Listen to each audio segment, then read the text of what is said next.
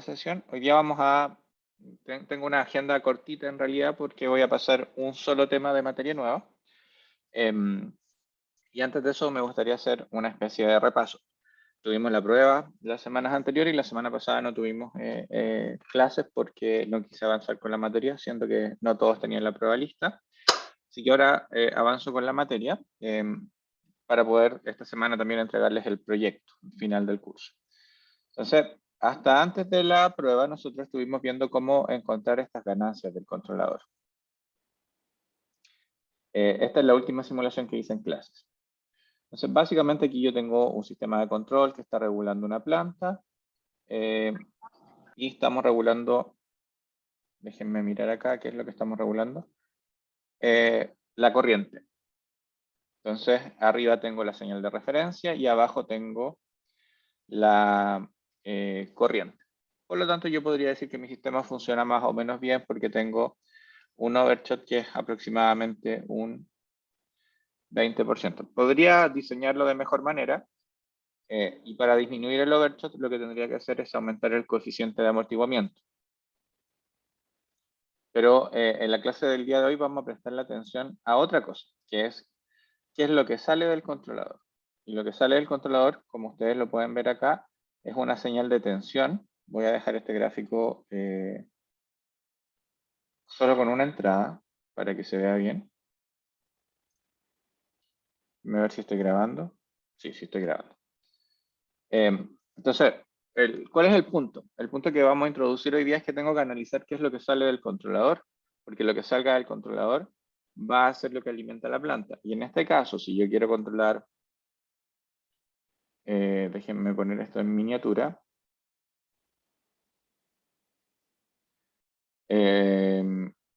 ¿Cuánto estoy controlando? 5 amperes. No tiene sentido que la planta yo la alimente con 4400 volts. Entonces, lo que vamos a estudiar hoy día es la restricción física que hay ahí. Entonces, a medida que yo hago más rápido mi controlador, la tensión que necesita el controlador para hacer que la corriente llegue a su referencia es más grande. Y ahí hay un trade-off porque habitualmente los sistemas físicos tienen capacidades. Entonces yo no le puedo dar de alimentación 4400 volts a la planta para que pasen 5 amperios, pues la voy a quemar. No sé si se entiende lo que quiero introducir como un nuevo concepto. Finalmente me tengo que preocupar que es, la pega del controlador es hacer el error cero, sí, pero en ciertos casos requiere demasiada tensión. Y esa tensión podría quemar el circuito eléctrico que es el sujeto de mi estudio bajo control. No sé si alguien tiene alguna consulta, alguna duda al respecto de esto. Profe, ese peak es teórico, ¿verdad? Porque, claro, no puede llegar a 4400, No va a llegar pero a 4400. necesita más amortiguación. Eso es lo que vamos a ver, ¿no? Claro, sí, por decirlo de alguna manera sencilla, sí. Vale. Entonces, ¿qué es lo que pasa? Que la clase pasada nosotros estuvimos hablando, si se recuerdan, déjenme ver dónde tengo la... Hizo una simulación en MATLAB para encontrar el factor de amortiguamiento. Sí, de hecho esta es la simulación o sea, claro, hice la simulación en MATLAB para encontrar estos valores y después los simulé en Plex. Pero mi punto es que la clase pasada nosotros estuvimos hablando de que a veces había una distinción entre controlador y actuador. Entonces, lo que me indicaban recién es cierto, claro, el controlador en este caso pide 4400, pero el actuador no me va a entregar 4400, a no ser que lo tenga conectado a media tensión, pero lo cual es difícil para un circuito que necesita solo 5 amperes. Entonces, lo que vamos a estudiar hoy día es cómo introduzco eso a mi sistema de control.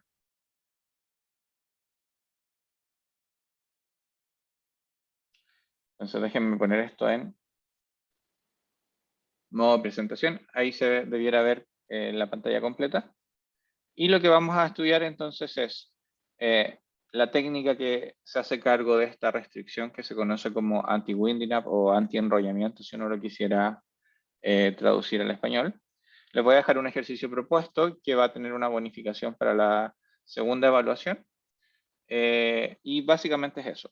Entonces, este es solamente el resumen de lo que estudiamos en la clase pasada, pero como tuvieron la prueba y estuvieron pendientes de eso, lo repito. Básicamente nosotros vamos a diseñar un controlador para que tenga 0 errores en estado estacionario, y eso se hace a través de darle una velocidad natural y un coeficiente de amortiguamiento.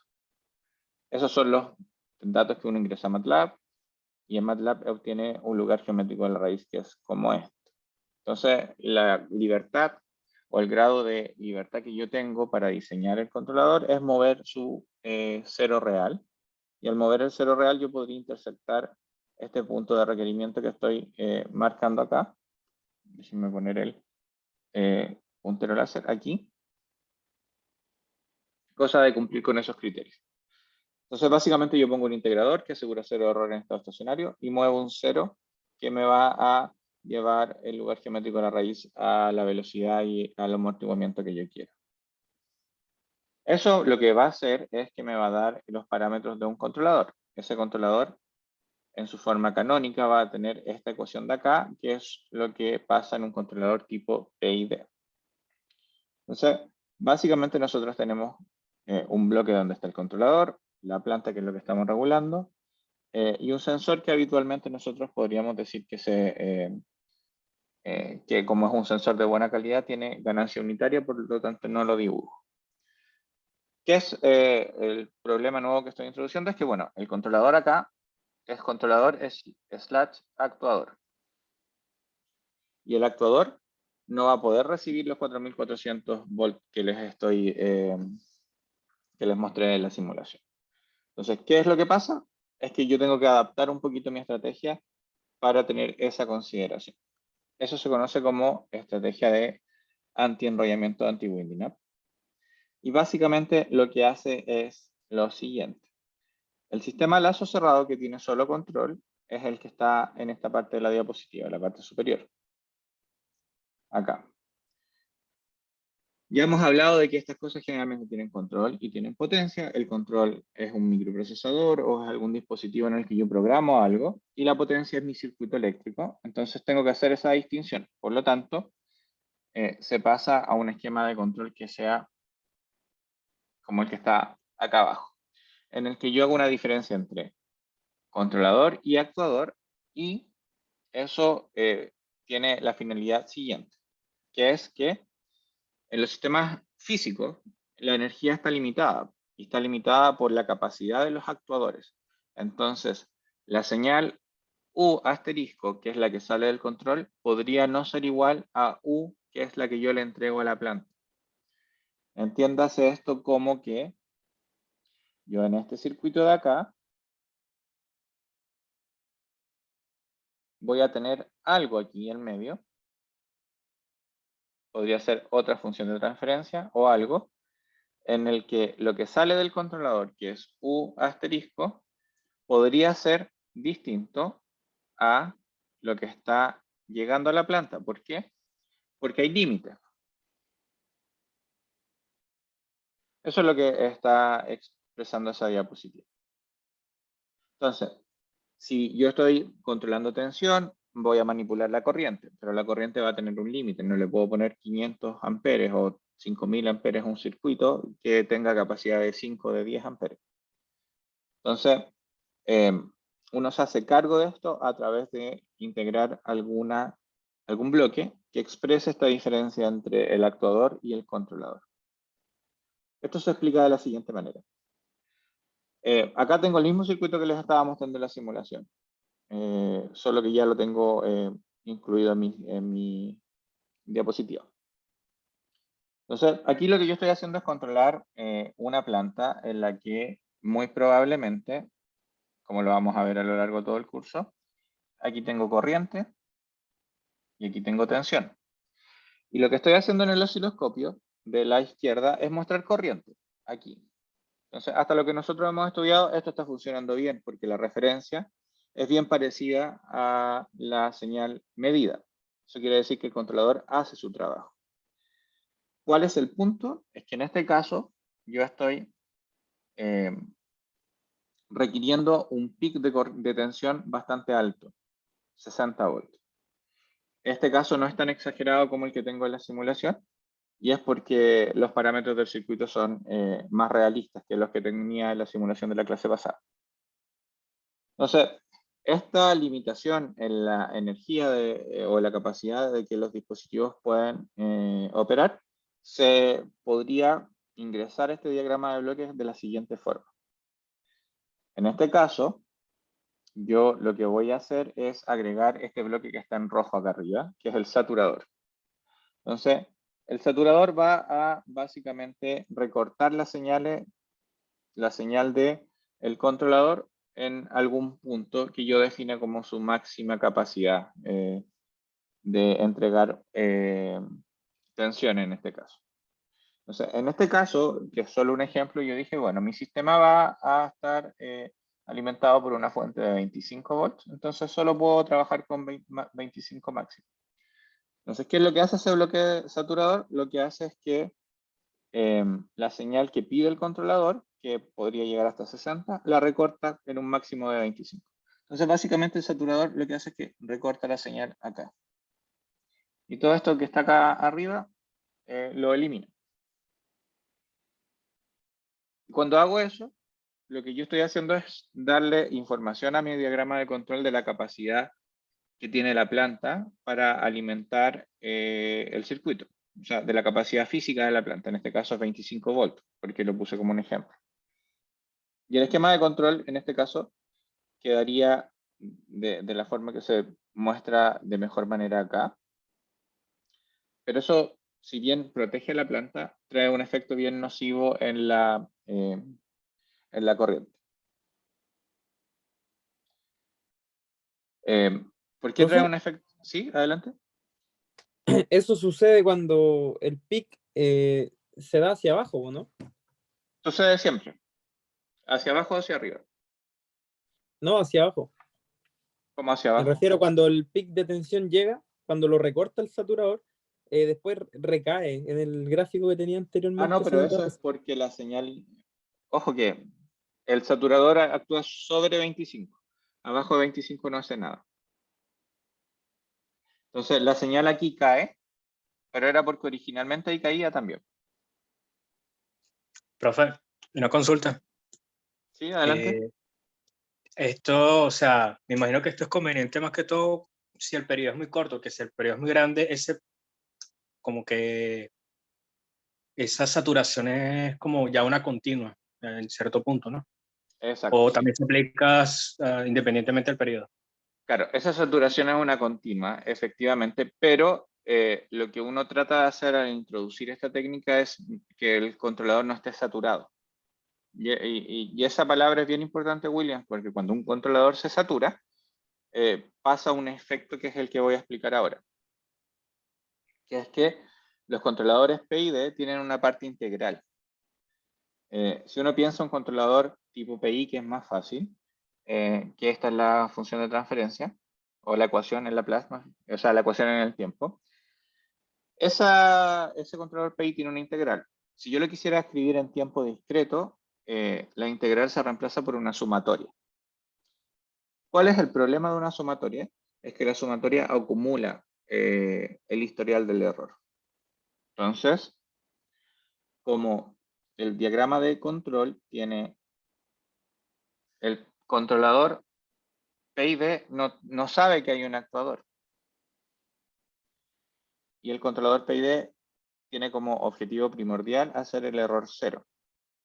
¿Cómo hace eso? Integrando. ¿Qué es una integral? Es una sumatoria de los errores. Entonces, cuando la señal U es distinta de la señal U asterisco, se va a producir un error. Y ese error se acumula en la parte integral del controlador tipo PI, porque finalmente yo estoy sumando los errores.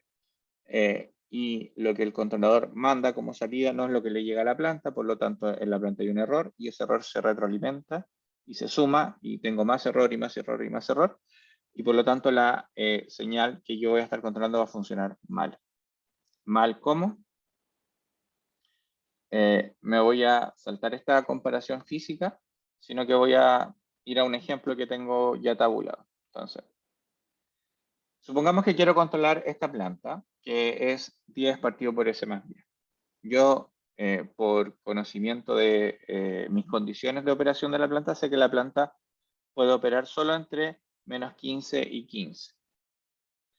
Con esa suposición, yo diseño un controlador a una velocidad de 300 y con un coeficiente de amortiguamiento de 0,7. Si uso todo el proceso que ustedes ya conocen, estos son los valores que me van a dar para el controlador. Entonces, si yo programo eso en un sistemita de control a lazo cerrado, en el que tengo el controlador va acá y la planta va ahí, y yo lo retroalimento, y me pongo a observar las señales, voy a ver lo siguiente. Entonces, el gráfico de arriba es la salida del controlador. El gráfico de al medio es la entrada a la planta. Y el gráfico de abajo es la salida. Entonces, para este circuito, en el que tengo una planta de 10 partido por S más 10, y yo tengo aquí la salida de la planta, que sería corriente. Tengo acá la entrada de la planta, que sería tensión, y acá tengo la comparación típica que hago siempre. Si yo estoy controlando corriente acá de referencia, esto es lo que me va a pasar con la corriente medida. ¿Por qué? Porque lo que estoy diciendo yo es que en la entrada de la planta, acá, tengo un componente adicional que es el saturador. Acá está el saturador. Y el saturador lo que va a hacer es que va a limitar la capacidad de entrada de la planta hasta menos 15 y 15. O sea, lo que el controlador está mandando como referencia para hacer el error cero, se recorta ahí y se recorta ahí. Sorry lo choco de la línea. Y todo lo que está por arriba es producto de error, es error. Y como el integrador acumula el error, el integrador empieza a funcionar mal y por eso tengo este tipo de respuesta. Entonces, cuando yo saturo la entrada de la planta para incorporar su capacidad física de alimentación de tensión, inherentemente estoy empeorando la respuesta de corriente. Entonces, por un lado, logro proteger la planta para no alimentarla con 4000 volts, por ejemplo, pero por otro lado pierdo calidad en la corriente. Si se fijan, en esta diapo yo tengo graficada la salida de corriente del sistema versus su referencia. Y si miramos, el overshot es gigante.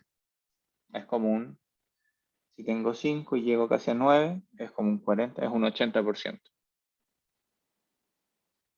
Y eso se produce, ¿por qué? Porque agregué el saturador. Y eso, ¿qué efecto tiene? En que el controlador manda una referencia, pero esa referencia no le llega a la planta porque se recorta. Y el error entre esa referencia y esa señal que ingresa efectivamente a la planta hace que se acumule error y ese error hace que la corriente no se regule de buena manera. Hasta este punto, ¿tienen alguna duda?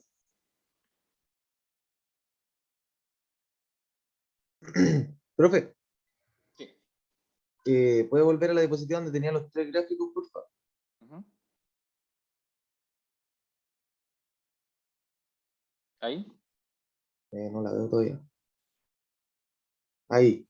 Ahí la- Donde dice entrada a la planta, ¿cuál es el lugar físico en el circuito de control que tiene ahí dibujado? La entrada a la planta, pues aquí. ¿Dónde? A ver. Ahí donde estoy moviendo el mouse. Ya, ¿y por qué no es la misma señal que la salida del controlador? Porque el controlador no tiene límites físicos y la planta sí. Ya. Entonces, ¿qué es lo que estoy diciendo yo?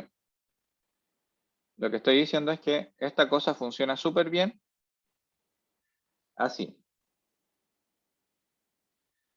Cuando U que sale del controlador es igual a U que entra a la planta. Entonces, eso implica tener una ganancia unitaria acá. Ahí. Entonces, si yo corro la simulación así, veo que el sistema funciona bastante bien. Pero ¿cuál es el problema? Que para que funcione así de bien, yo tengo que alimentar la planta con 4400 volts, lo que es físicamente imposible. Entonces, lo que pasa en la vida real es que yo voy a tener una saturación porque esa planta va a estar alimentada con una fuente que sea de 200 volts, de 300 volts, de 400, de 500, pero con un límite. La tensión no es infinita. Entonces, si yo pongo aquí un bloque de saturación, déjame ver acá, este de acá,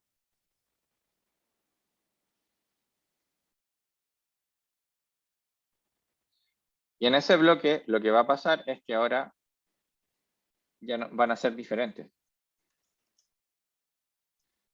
¿Por qué? Porque hasta aquí yo no tengo límite, sin límite. Y aquí vamos a asumir que esta planta funciona en, por ejemplo, entre 220 y menos 220. 220 volts arriba y menos 220 volts abajo.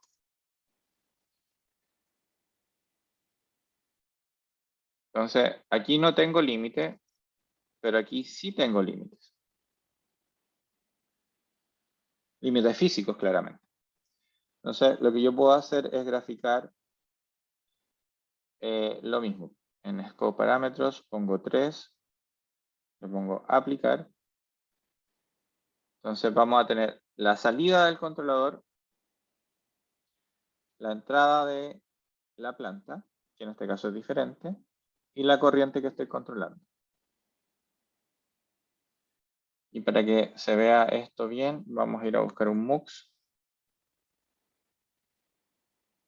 Vamos a poner acá dos señales. Vamos a graficar esta y la referencia que está por acá.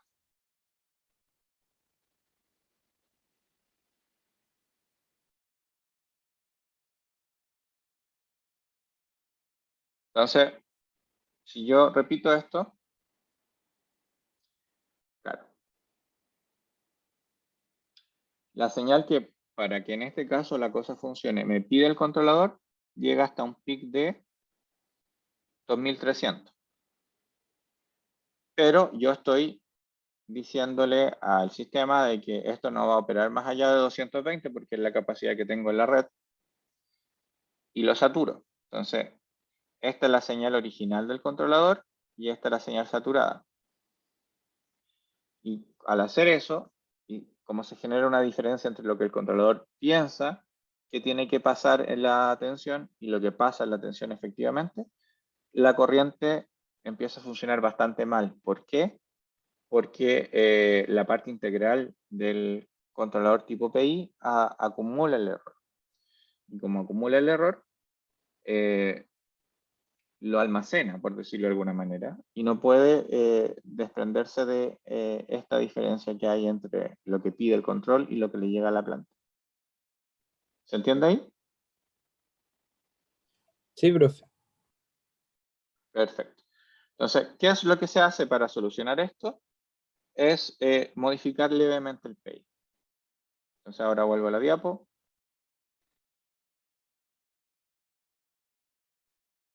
Que eso es lo mismo que vimos. Entonces, ¿cuál es el problema? El caso de la izquierda es con límites y funciona mal en corriente, pero funciona bien en tensión. Entonces nosotros aquí podríamos decir, ok, la tensión está check, pero la corriente está mala. En el caso ideal nosotros podríamos decir la tensión está mala y la corriente está check. ¿Por qué la tensión está mala? Porque aquí, en el punto en donde yo miro la tensión, voy a ver 4000 volts. Como tengo esta disyuntiva de que en el primer caso yo controlaba súper bien la corriente, pero con mucha tensión, y en el caso que le pongo el saturador, controlo mal la corriente, pero protejo la tensión, tengo que llegar a un punto intermedio. Y en ingeniería uno siempre hace eso. Como que hay que hacer un trade-off entre la calidad de la corriente y la calidad de la tensión. Y ese trade-off se conoce como anti-winding, que básicamente es decir, ya, ¿dónde está el problema? El problema está en que el integrador del controlador PI almacena el error. Ese es el problema. Entonces, lo que uno dice es, bueno, si cuando me salgo de los límites del saturador, el PI se porta mal porque el integrador almacena el error, lo que voy a hacer es que voy a desconectar el PI cuando me salga de los límites. Básicamente es eso. ¿Eso cómo se construye? Se construye con una función lógica. Esa función lógica no es nada más que un 1 o un 0. Y esa función lógica lo que hace es que cuando estoy fuera de los márgenes, se convierte en 0 para multiplicar por 0 la parte integral y por lo tanto no acumular el error. Y cuando estoy dentro de los márgenes, se convierte en 1 y por lo tanto en la parte integral no le hago nada. ¿Cómo se ve eso? En Flex se ve así. Básicamente aquí yo tengo el PI y tradicionalmente aquí yo ponía S más A partido por S. Lo que hago es ahora separarlos y tener por un lado la parte proporcional y por otro lado la parte integral. Y la parte integral en este caso estaría acá. Acá. Entonces, este producto lo que hace es que multiplica a la parte integral por 0 o por 1. Nada más que ello, a través de esta función. ¿Cómo se programa esa función? Con ese código que está ahí. Tal como se muestra en la diapositiva. Y aquí lo voy a explicar de manera más clara. En diagrama de bloques, la ecuación de un PI es Kp, como sale del MATLAB, S más A, partido por S. ¿En eso estamos todos claros o no? Sí, profe. Sí, ¿Es ya, un PI, perfecto. profe? Un PI. Y esto es lo mismo que decir Kp más Ki partido por S.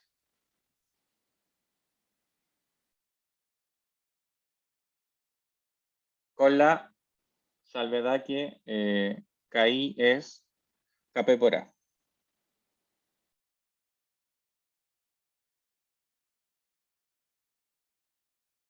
Entonces, cuando yo tengo un diagrama de bloques, lo que yo puedo hacer es decir, bueno, tengo esto acá. Kp más Ki por S. Y que habitualmente nosotros en Plex lo escribimos como Kp.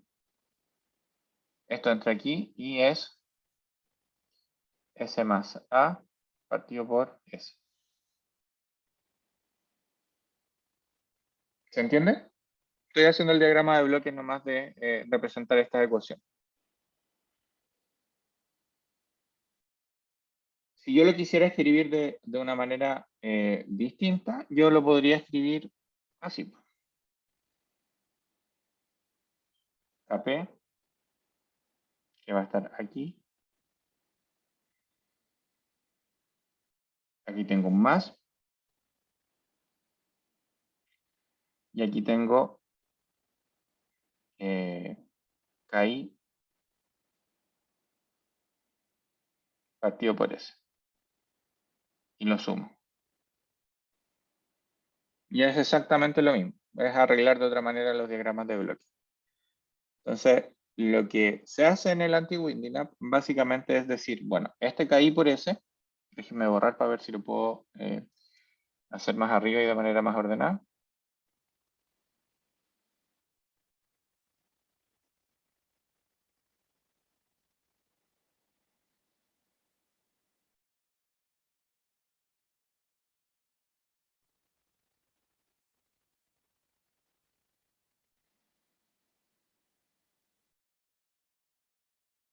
Kp. Tengo un más. Y aquí tengo Ki partido por S.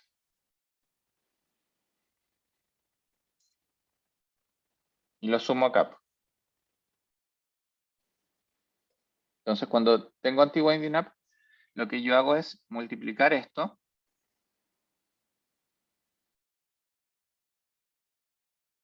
Aquí tengo un por. Y aquí tengo un 1 o un 0. Ese 1 o 0 es la función lógica. Entonces, de alguna manera, yo la parte integral la multiplico con 0 cuando no me conviene que acumule error y no le hago nada, o la multiplico con 1 cuando sí me conviene que actúe. Esa es la lógica que hay detrás del anti-Winding. Y eso es lo que ustedes ven en este esquema de control.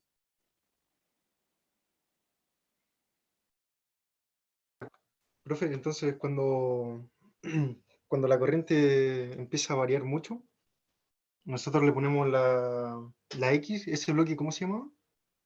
Este de acá, Claro, la X donde uno pone un 1 o un 0. FDU, que es un bloque de función.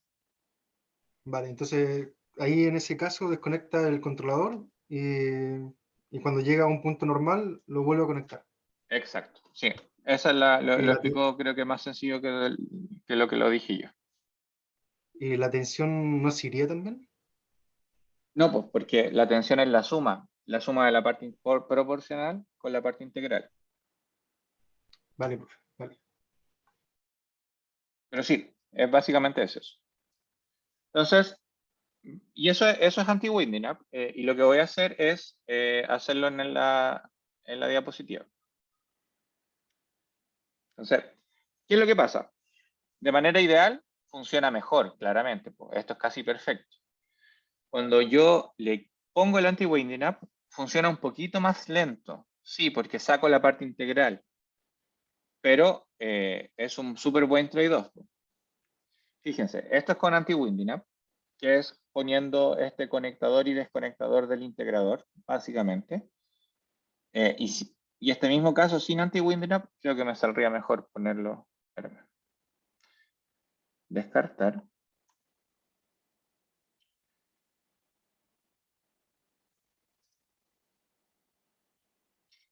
Entonces, este es el caso ideal.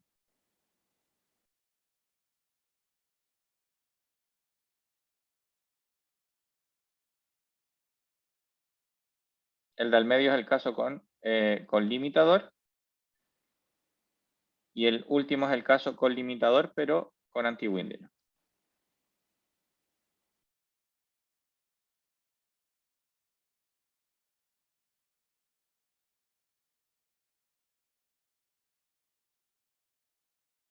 Con limitador.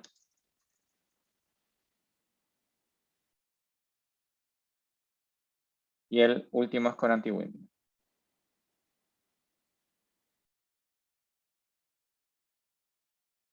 Entonces, en el primer caso uno dice ya, tengo tensión. La tensión en este caso va a ser mala, pero la corriente va a ser buena.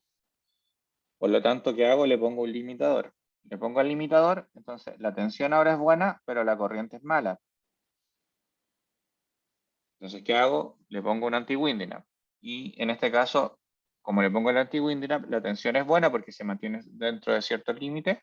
Y la corriente, si bien no es igual que en el caso ideal, de todas maneras uno podría decir que está bien controlada y sin overtrade. Básicamente eso es anti-winding up. Y lo que voy a hacer ahora es hacerlo en flex. Entonces, yo aquí tengo mi caso de estudio en el que ya ¿Profe? vimos que el problema del anti-winding up y el saturador produce una mala regulación de corriente. Dígame. ¿Cuáles fueron los parámetros que le puso al step? De 0 a 5. Vale, profe. Ojo que esta es la misma simulación que hice la última clase y está para que ustedes la descarguen en el virtual.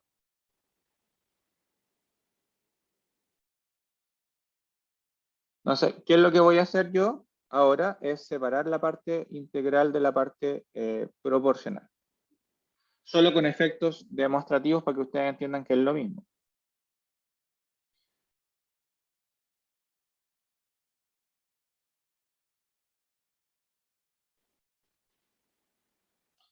Entonces, aquí entro por acá. Le tengo que poner un sumador.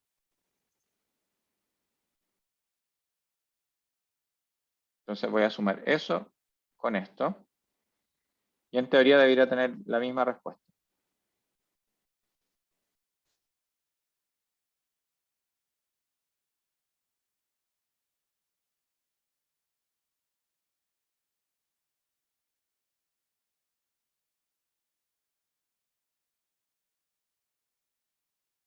¿Se fijan que no varió? Porque finalmente la función de transferencia no la cambié, solo que la escribí de manera distinta en los diagramas de bloque.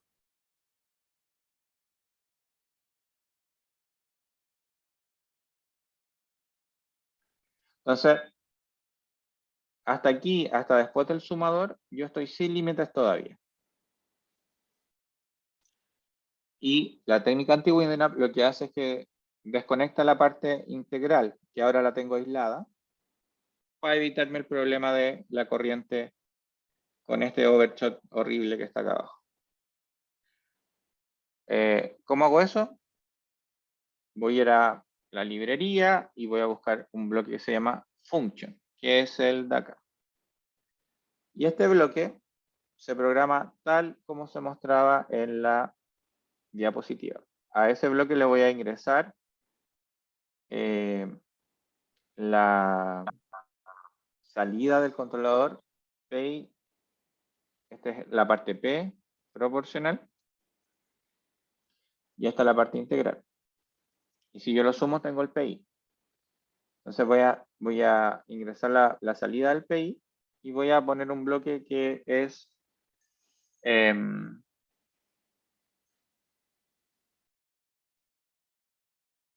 U1.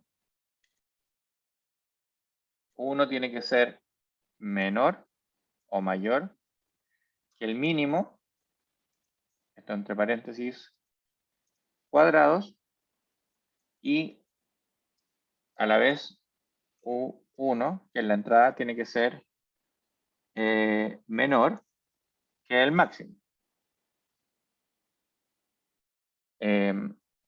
Que es lo que tenía en la diapositiva. Menor que el máximo, mayor que el mínimo.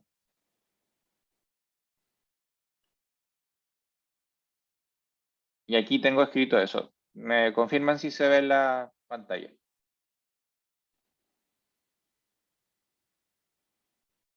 Sí se ve. Sí se ve. Ya. ¿Cuál es el máximo y cuál es el mínimo? Bueno, las cosas que yo le puse a mi saturador. Entonces, en este caso, el mínimo es menos 220 y el máximo es 220 positivo. Y no le voy a hacer nada más a este bloque por ahora porque no sé si lo programé bien. Entonces, vamos aquí a poner un scope con un solo gráfico. Y vamos a ver. Y si se fijan, está bien, pues porque cuando no me he salido de los márgenes, tengo una señal que es 1, y cuando me salgo de los márgenes, la hago 0. Porque entre 1 y 1,14 tengo estas transiciones entre 1 y 0 que imagino que es el tiempo en el que me salgo de los márgenes, que es entre 1 y 1,14. Estoy bien. Entonces, ¿qué es lo que hago después? Que yo ya verifiqué que aquí tengo, esta es la manera de poner un 1 o un 0. Yo voy a ir a la librería, busco un bloque que se llama multiplicación o product, y voy a multiplicar el controlador PI. Entonces, lo mantengo como estaba aquí.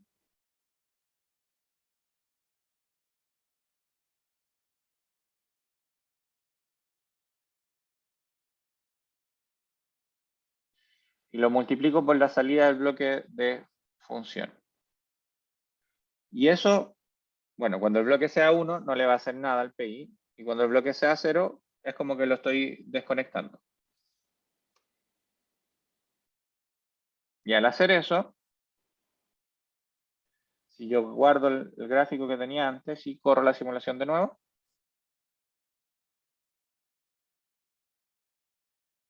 ¿se fijan que la señal ya no tiene problema?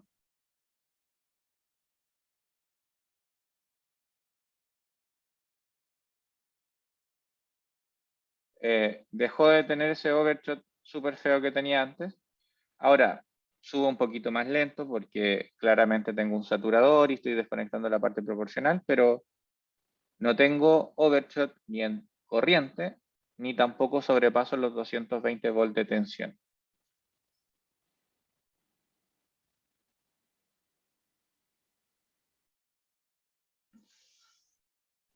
Esa es la estrategia anti-winding up, y de esa manera uno puede entender correctamente cómo opera un controlador PI, porque si se recuerdan la semana pasada, tenemos control y actuador. Entonces, claro, yo aquí les puse un par de ejemplos. El control puede ser un Arduino, y el Arduino puede calcular que el motor necesita 500.000 volts, pero la fuente con la que yo energizo el motor, el variador de frecuencia, no va a producir 500.000 volts. Esa fuente va a tener una capacidad máxima determinada por sus parámetros nominales. Y la manera de considerar eso cuando uno diseña un controlador es considerar que hay un limitador, y para evitar que la corriente se nos vuelva con esta forma de onda con demasiado sobrepaso, integro el anti-winding up, que no es nada más que desconectar la parte proporcional cuando me salga de los límites. Eso, consultas, preguntas. Profe, yo disculpa que yo me tuve que conectar un poquito más tarde, eh, pero no entendí lo que puso ahí como la función unitaria. La función unitaria es la manera de efectuar un 1 o un 0 para multiplicar a la parte integral.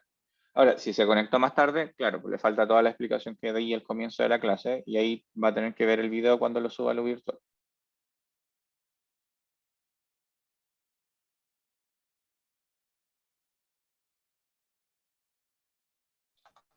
Profe, consulta, Adelante. ¿puede poner el gráfico del último? Donde ya está, eso, ahí. Ahí la tensión nos vuelve a decir que está en 4.400, Sí, pero siendo que lo habíamos... esta es la del controlador. Vale. ¿Y cuál era la otra? ¿Cuál era? El controlador Porque está pide mal. tensión sin saber, porque el controlador finalmente no es físico, es un código que uno programa con un número que calcula con el RLTool. Pero esa representación no tiene cómo entender que 1000 volts es mucho o es poco.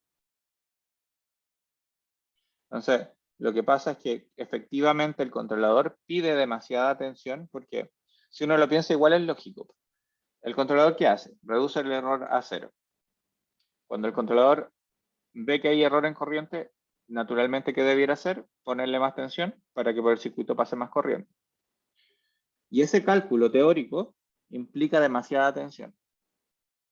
Ahora, que ese cálculo teórico de esa tensión se pueda enchufar en el circuito y alimentar el circuito sin que explote es otra cosa.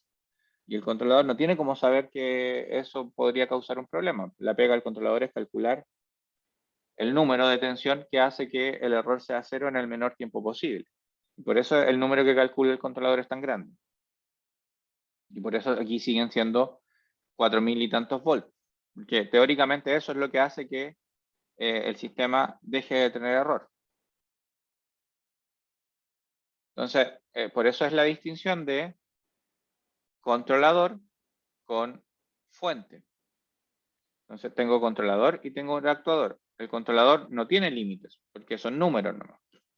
El que tiene límites es la fuente. No sé si se entiende ahora. Sí, profe, ese valor siempre va a aparecer por el controlador, pero va a estar corregido. Claro, exacto. Vale.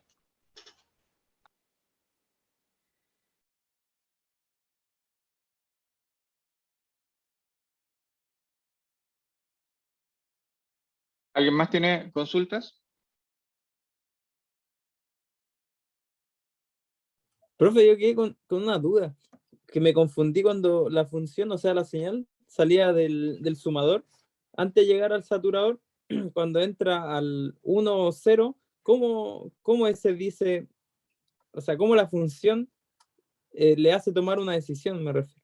Así de decir, Porque esta es una función lógica. Entonces, para entender bien, uno le pone help y tiene que entender un poquito de álgebra booleana. ya. Solamente eso, que usted le dio el límite de 220 y si lo Claro. llegase a pasar, entre comillas, le tira la Como señal lo al escribí producto. acá, está hecho como una comparación.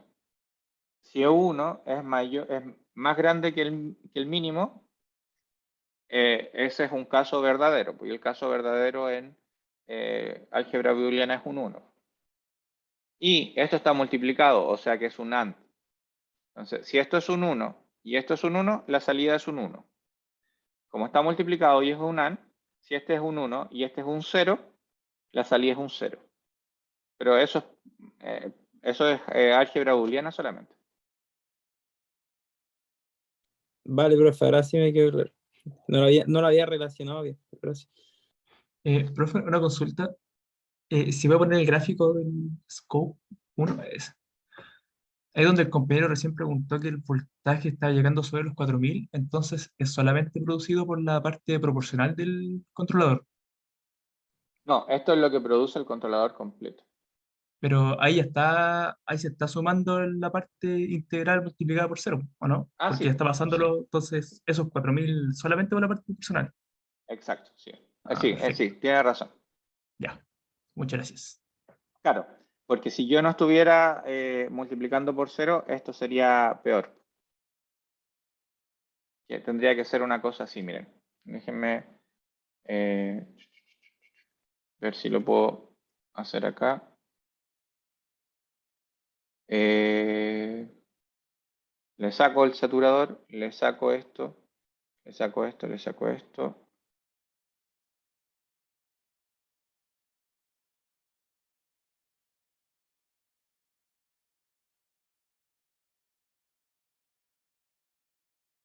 Aquí habría que conectarlo y aquí habría que ir a buscar una constante.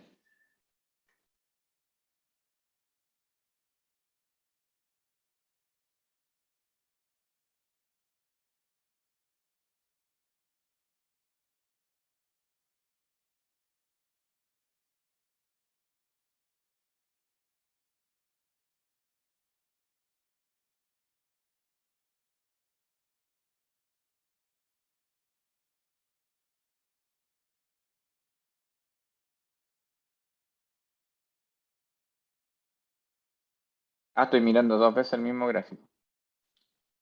Pero en este caso, lo que sale del controlador es 4000 y algo. Igual, pero es porque no tengo el saturador. Entonces, si yo aquí pongo el saturador,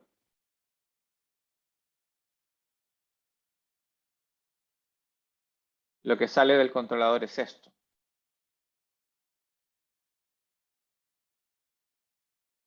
Entonces, ese es el problema que origina el mal funcionamiento de la corriente. Que el controlador calcula una cosa, pero yo no alimento a la planta con ese resultado. La alimento con ese resultado, pero limitado. Y eso hace que la cosa funcione peor. Y aquí tengo, y en ese caso, lo que calcula, como el controlador está pensando ya, yo para llegar a 5 amperes necesito 4400 volts, pero esta cosa me está diciendo que no puedo llegar a 4400, o en realidad el controlador piensa que llega a los 4400, pero a la planta le llegan 220. Entonces el controlador dice, con 4400 no me alcanza, lo aumento. Y a la planta le siguen llegando 220. Y eso termina en que en vez de llegar a 4400, el controlador calcule 2,3 por 1 elevado a 4. O sea, 23.000 volts.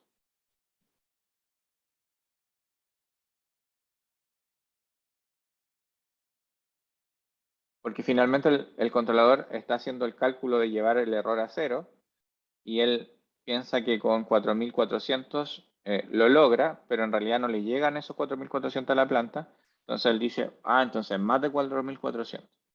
Entonces el caso de no tener anti-winding up implica una señal de control de 23.000 y el caso con anti-winding up implica una señal de control de solo 4.400, que en este caso igual es mucha tensión. Solo que el anti-winding up produce que yo requiera menos variable de control y que la corriente funcione bien, como se muestra acá abajo.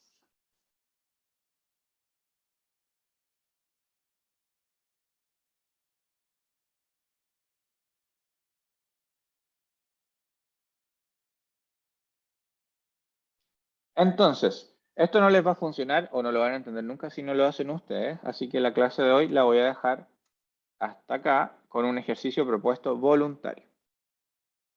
Voy a subir ahora, terminando la clase, la diapo y la simulación para que la puedan usar de base. Y la idea es que se junten en grupos de máximo 4 personas. Acá están las condiciones de entrega. Y diseñen un sistema de control en Plex usando y no usando anti-winder. Como es voluntario, me imagino que no la van a hacer todos. Puse solo 6 grupos. Y esos grupos son de hasta 4 personas. La idea es que la suban a el U virtual en un plazo de 2 semanas y eso va a tener una bonificación de 5 décimas en su segunda evaluación. Pero ¿cuál es el objetivo de esto? Es que la simulación la hagan ustedes. Sí, adelante. Entonces va a poner un archivo para que nosotros podamos subir el PDF, ¿cierto? Claro, lo que yo genero en el U virtual es como un elemento que se llama tarea. Y ahí ustedes lo pueden subir. Vale, profe. Gracias. Eso. Vamos a dejar entonces la clase hasta acá. Y les subo dentro de unos 10 minutitos la PPT, la tarea Vale, y la simulación. Profe, Vale, profe. Adelante. ¿Sí? la segunda evaluación correspondería